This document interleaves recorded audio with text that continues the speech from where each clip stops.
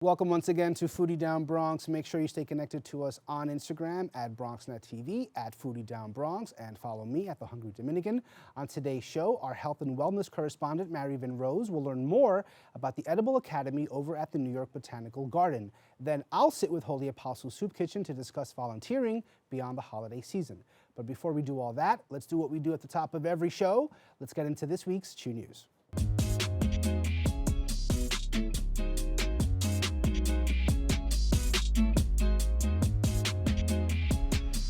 Grub Hub has released its year-in food report highlighting food trends all across the country. The majority of foods that were ordered through the food delivery system were vegan or vegetarian. They made up for 7 out of the top 10 spots. Cauliflower pizza took the top spot, followed by spicy Brussels sprouts.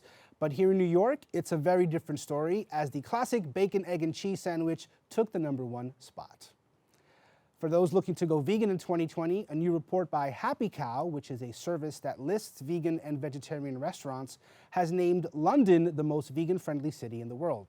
London currently has 152 vegan restaurants, and 100 of those were already in operation by 2017.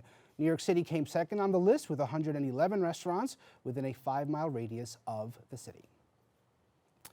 If you have heard of the term sober curious, then you might also know that according to Bon Appetit, the market for zero to low alcohol beverages is expected to grow 32% between right now and 2022.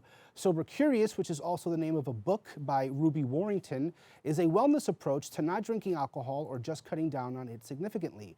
And this new wave of thinking has gotten the attention of certain brands that are offering more non-alcoholic products.